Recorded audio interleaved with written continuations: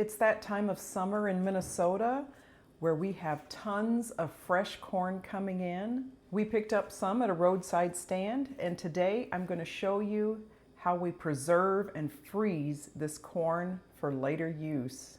It's so wonderful to have throughout the year, and there's nothing better than fresh, sweet corn. Okay, you want to start by shucking the corn. Just pull off those leaves and try to get as much of that silk as you can. Now, we had a couple of these ears of corn last night for dinner. Let me tell you, they were so sweet. And I love this kind of bicolor corn where you get kind of the buttery yellow and then the white mix. I think those are the extra sweet ones. You'll see a lot of different ways to preserve corn. The way we always do it is blanch it on the cob. So we'll just boil it, time it for 5 minutes, and then plunge it into an ice bath to stop the cooking. And what the blanching really does is stops those enzymes from breaking down the sugars and causing kind of a loss of flavor. This way it maintains that fresh summer corn sweetness. So when you pull these out of the freezer mid-winter, you're gonna have a treat because it's gonna taste just like if you had picked it yourself in the summer. So I'm gonna go ahead and finish husking this corn, and I'm gonna start a large pot of water on the stove to boil, and we'll be back. Okay, I got 24 of them here. That's about what I expected. I'm just gonna run cold water over them and try to get the rest of that remaining silk off. You'll see a couple of them, they just had kind of drier ends, so I just cut those off. Some of these had kind of uneven, larger kernels like that. We tried one of those last night and it was still good. It tastes just fine, it just looks kind of funny. Okay, I have my water boiling on the stove. We're gonna take those over and start our boiling process.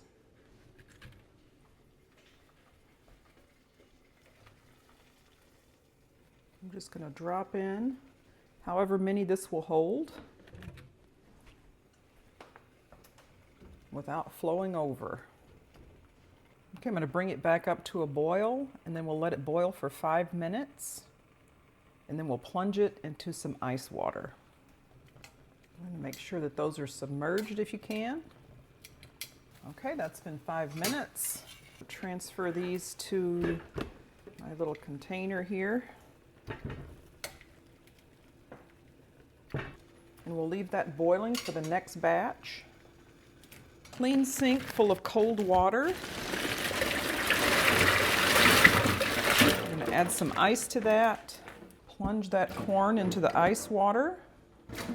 We want these to be completely cooled before we remove them. And then we'll cut the corn off the cob to put into freezer bags.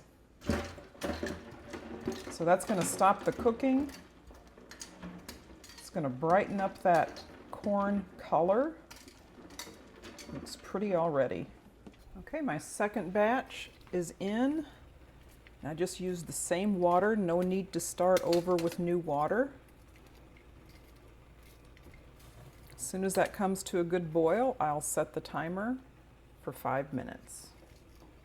Okay, the first batch is ready to take out of the ice water. Cold to the touch. I'm going to transfer these over to the cutting board. I'm ready.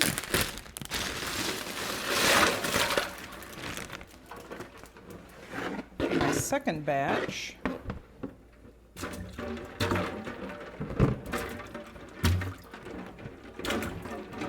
We'll let those cool down. We'll put our last batch into the boiling water. I'll set the timer for 5 minutes. Once they're completely cool and cold to the touch, you can begin cutting the corn off the cob. And I do this with a very sharp knife. You don't want to cut too deep because you don't want that very tough cob to be part of it. So just get enough where you're getting the good sweet corn and not that tough cob. Now I've seen some people use a bundt pan where it just falls down. Most of the time that's to prevent the corn from going everywhere. But if you see the way I cut it here, it kind of all stays in a row. I'm going to throw it into a bowl here. And then to get the rest of that good sweet corn milk, just take the back of your knife and go over kind of those edges where you cut the corn.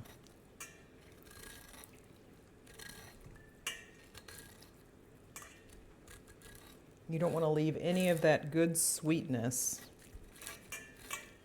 on the corn.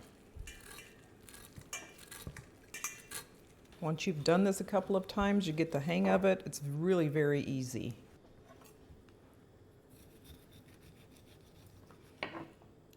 See how close I'm cutting to the cob without getting the hard part of the cob.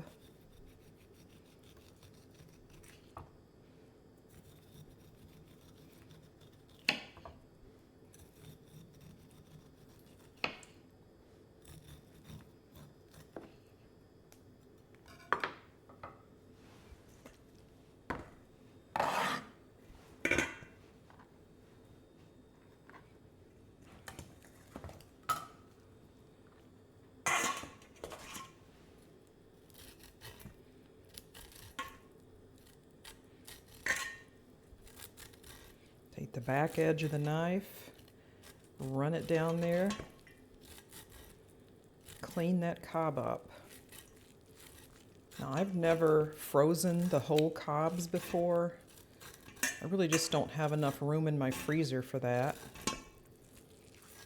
And it's much more convenient because we usually end up eating buttered corn rather than corn on the cob any other time than summer. Now summertime, fresh corn on the cob, absolutely delicious. I'd also love to know if there's different ways that you like to preserve corn, or even if you've canned corn before, because this freezing method is just so good. It's hard to believe that anything could beat that as far as flavor. Next step, with clean hands, I'm just going to go through and kind of break up that corn. This way I can measure it out into serving sizes, and I usually just use like a quart-size freezer bag to store and label these. These are wonderful to pull out, say, even around Thanksgiving, for the Thanksgiving table when you really want some good summer sweet corn. So good. I'm going to go ahead and label these before I fill them.